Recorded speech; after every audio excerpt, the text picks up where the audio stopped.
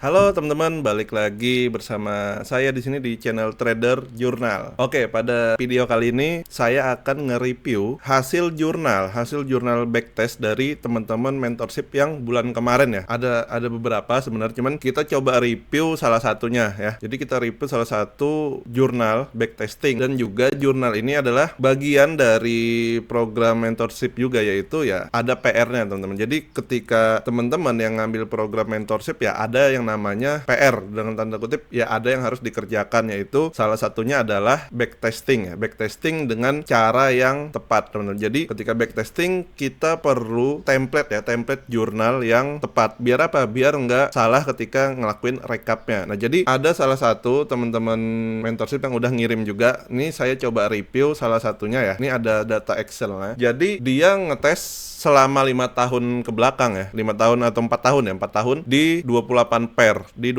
pair dari 2020. Nah, ini dari Bro Gipan ya, dari Bro Gipan. Jadi coba saya review di sini. Nah, dan juga datanya ada saya rapikan sedikit ya dari segi penulisannya. Nah, jadi teman-teman yang lihat di layar teman-teman ini adalah hasil data selama dari tahun 2020 sampai 2024 ya, 2024. Ini ada ODCAD, ODCHF, ODNZD dan lain-lain. Dan juga tentunya stylenya itu mirip kayak saya, yaitu banyak di multi-pair ya. Jadi tradingnya banyak di multi-pair. Tapi dengan catatan kalau teman-teman pengen banyak pairnya harus di testing. Yang kita tahu kalau kita nambah pair itu nambah potensi juga, entah itu potensi loss atau potensi profit gitu. Jadi ada dua kemungkinan. Jadi paling benernya atau paling bijaknya adalah kita harus ngetes di semua pair. Biar apa? Biar kita tahu angkanya teman-teman. Karena ntar malah bingung sendiri. Kita coba FOMO ikut-ikutan trade di banyak pair tapi kita nggak ngetes. Jadi ketika kena consecutive loss yang banyak ya jadinya fear lagi. Nah, di sini teman-teman, khususnya teman-teman yang ikut program mentorship kemarin, wajib yang namanya backtesting. Nah, jadi biar apa? Biar lihat angkanya, karena angkanya akan beda. Khususnya saya dengan teman-teman yang lain ya bisa jadi beda. Kenapa? Karena ada beberapa hal, mungkin matanya kurang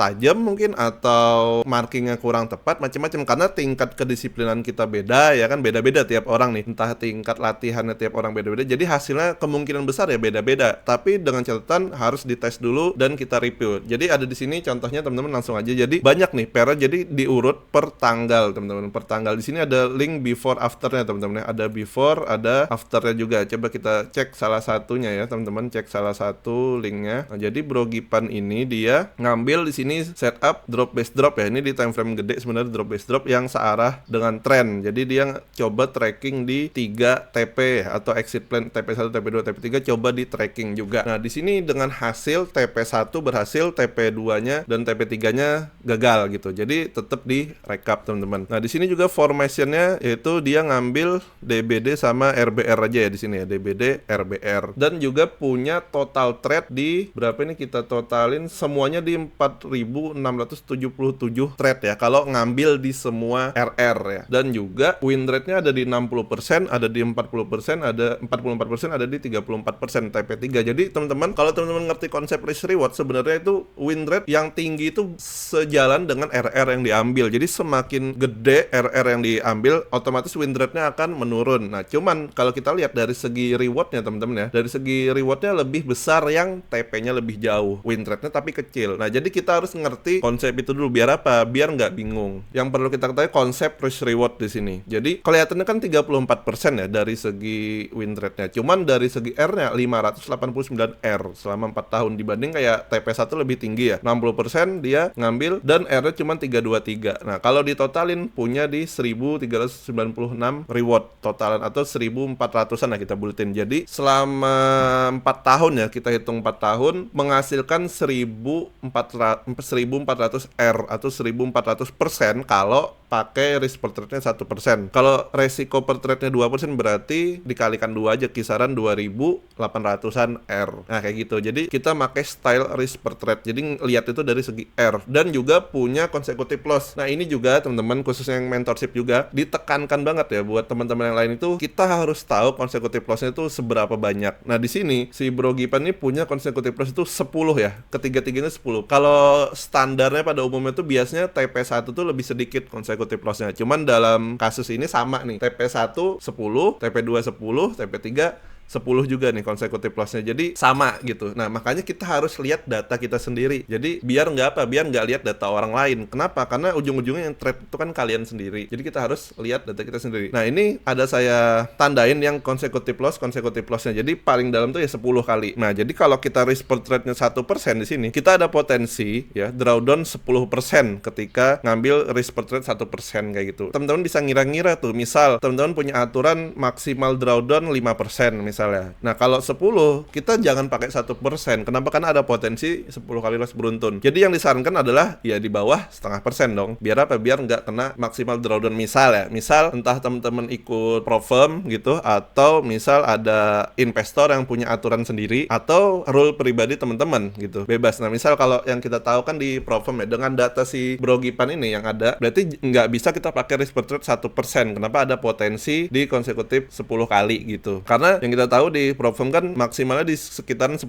ya. Dan juga daily loss-nya di 5%. Nah, jadi kita perlu hitung itunya teman-teman. Entah itu kita adjust risk per trade-nya ketika loss berapa kali kita ubah gitu, kita turunin atau gimana, itu ntar kita bicara lebih lanjut. Cuman kita bisa lihat data dari sini. Nah, terus teman-teman ya, ini sudah ada before after-nya. Dia udah rekap semuanya selama 5 tahun. Mantep ini, lengkap datanya. Dan juga ini saya coba pecah datanya ya. Di sini saya coba pecah datanya di Excel-nya. Di sini dari 2020 sampai 2024, di 2020 dia punya 3 kali bulan loss dalam setahun. Nah, cuman overall dalam tahun ini tetap profit di tahun 2020, yang mana gejolaknya gede juga emang di tahun 2020. Nah, dia punya 3 kali bulan loss, yang bulan pertama Juli, Agustus, lalu September. Cuman teman-teman kalau nggak punya data ketika bulan loss pertama ini, bisa jadi teman-teman langsung ganti metode atau coba riset metode lain. Kenapa? Karena nggak pede sama metodenya, gara-gara apa? Kena bulan loss. Nah, sementara kalau diterusin tetap profit pada akhirnya, karena kita di trading pada akhirnya akan mencari profit. Nah, tinggal bicara profitnya cukup atau enggak, kan kayak gitu doang pada akhirnya. Yang penting itu sistemnya itu profitable dulu. Makanya perlu lihat data yang panjang atau yang banyak. Biar apa? Biar kita nggak fear ketika kena consecutive loss kayak gini. Misal 3 kali bulan loss berturut-turut, gimana coba? Bisa jadi ya langsung stop trading mungkin, atau ganti metode atau apapun itu. Nah, cuman ketika kita terusin gitu, lihat data yang sudah lihat data banyak, PD kita meningkat teman-teman. Kita lihat data 4 tahun misal. Jadi entar ketika real trade kita ngalamin minggu loss, bahkan misal kita kena consecutive loss 5 kali, kita bakal tetap tenang, tetap objektif trading. Kenapa? Karena kita sudah lihat data yang panjang. Makanya pentingnya itu backtesting di sini teman-teman. Sebenarnya untuk kepercayaan diri. Jadi teman-teman nggak perlu, sebenarnya kalau kita kayak lihat metode di luaran sana ya, entah itu SNR, SND,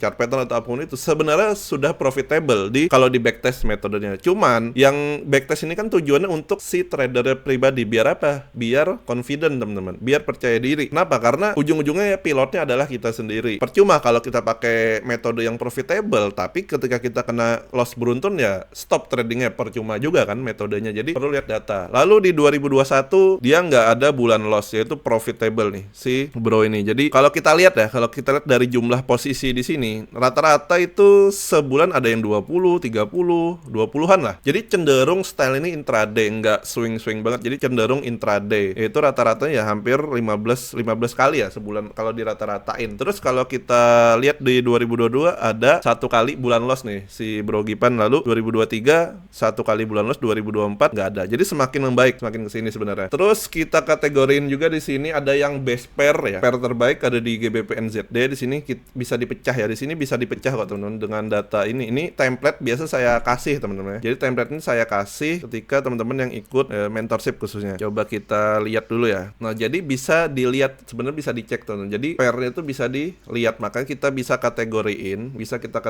best pair dan worst pair. Nah, jadi pair yang terbaik dan juga yang jelek pada tahun tersebut. Jadi bisa dipecah-pecah selama pakai ya Excel, ada template-nya di sini. Nah, jadi di 2020 yang nyumbang terbanyak R-nya adalah GBP NZD, dan yang banyak ngurangin R-nya adalah di GBP AUD dan USD CAD. Nah, ini ngemakan profit. Terus di tahun selanjutnya ada AUD USD lagi yang nyumbang, bukan GBP NZD lagi. GBP NZD malah ngurangin paling terbanyak tuh R, min 25R. Lalu di selanjutnya ada NZD CHF, ada AUD CAD, ada GBP CAD. Nah, jadi ini pair-pair yang banyak nyumbang. Cuman nih yang terbanyak ya. Sebenarnya bisa dipecah lebih detail lagi dari data yang ada. Nah, cuman saya kategorin ya 2 aja biar gampang. Nah, dari sini kita kan bisa lihat tuh teman-teman, pair yang benar-benar kurang menarik bisa kita hindarin mungkin untuk apa? Untuk maksimalin profit. Misal kita punya challenge atau apapun itu, yang penting kita bisa memaksimalkan profit. Makanya kalau teman-teman punya data yang banyak, kita bisa dengan gampang ngolah datanya. Teman ngolah datanya tuh ya gampang aja kayak gitu. Terus rata-rata reward per tahun tuh di atas 100R semua, teman-teman, di atas 100R rewardnya. Di tahun pertama 164. Jadi semakin kesini semakin membaik. Ya cenderung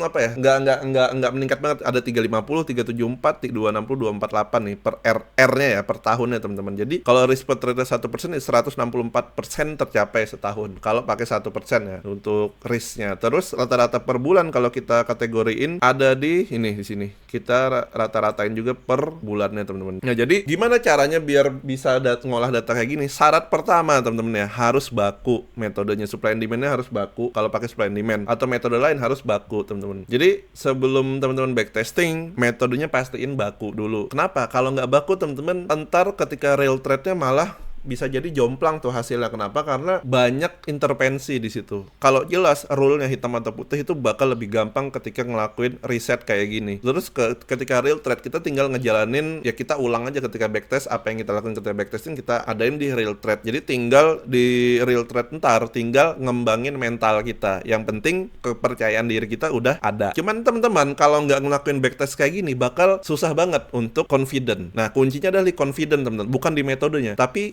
confident si tradernya, percaya diri untuk entry dengan metode dia sendiri. Kan poinnya itu sebenarnya. Yang penting itu kita percaya diri sama metode kita sendiri. Itu perlu data. Kayak gitu. Biar apa? Biar bisa konsisten. Makanya teman-teman yang mentoring juga ya, ada beberapa hal yang harus dikerjakan, salah satunya ini. Nah, kalau lihat data segini harusnya lebih confident dibanding nggak backtest. Kenapa? Karena dia lihat dengan mata dia sendiri kalau dia ternyata dalam 4 tahun bisa profitable dengan sistem yang ada, dengan metode yang ada, dia bisa profitable dalam 4 tahun. Kalaupun digulung ya, misal ya, kalau kita bicara seandai-andai, misal kita pakai data yang tadi kita masukkan ke report ini misalnya. Ada uangnya tuh menggulung sebenarnya di compounding. Nah, ini cuman seandai aja, kita lupakan ini. Jadi dengan data yang ada tuh sudah profitable gitu metode dia. Jadi tinggal ngejalanin apa yang udah dilakuin di backtest. Tugas selanjutnya di real trade yaitu jangan mudah ke trigger sama hal lain. Fokus. Nah, makanya di trading tuh ya semakin sedikit tahu sebenarnya semakin bagus. Jadi dia benar-benar fokus sama metode dia sendiri. Nah, sebenarnya banyak sih faktor di luar itu, teman-teman. Apalagi kalau bawaan orang tuh gampang FOMO tuh agak susah tuh. Ya kita perlu data yang lebih banyak biar lebih fokus dan lebih cuek aja sama metode yang lain. Karena misal kalau orangnya FOMOan tuh susah, teman-teman. Jadi harus benar-benar fokus. Kalau orang yang kayak cuek aja, ya itu bakal lebih gampang untuk survive tradingnya. Jadi banyak sih faktor-faktor di luar trading sebenarnya. Entah sifat kesehari-harian dan lain-lain. Jadi dalam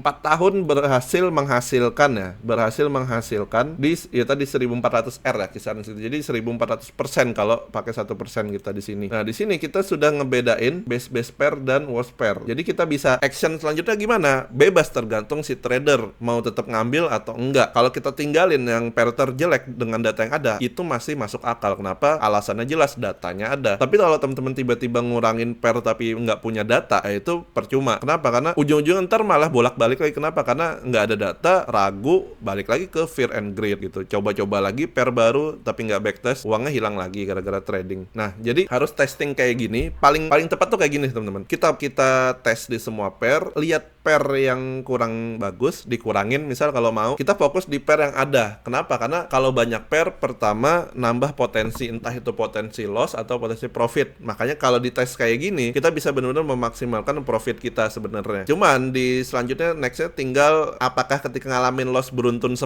itu apakah tetap objektif atau enggak. Dan PR kan tinggal itu selanjutnya. Kalau tetap objektif bagus, akan jadi maksimal gitu. Karena kenapa bisa banyak pair? Karena kan swing juga ya rule-nya, cenderung intraday swing. Jadi harusnya nggak terlalu sulit untuk memanage trade-nya. Karena mostly di H1 yang dia pakai ini ya. Mostly yang dia pakai ini di H1. Coba kita cek. Harusnya di H1 juga ini. Mostly di H1. Nah, ya di H1. Jadi ngambil RBR di sini. Nah, itu teman-teman untuk review dari teman-teman mentorship yang bulan kemarin ya, salah satunya.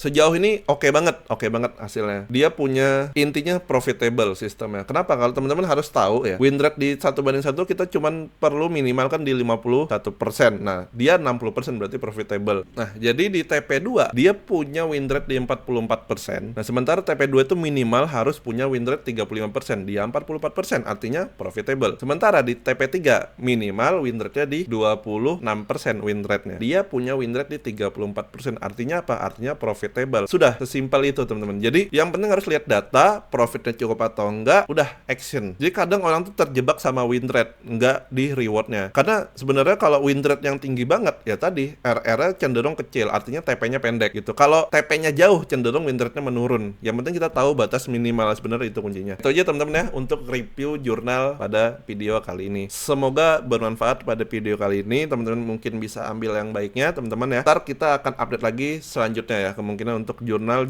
selanjutnya teman-teman yang lain mungkin. Itu aja teman-teman, semoga bermanfaat. See you next video. Thank you.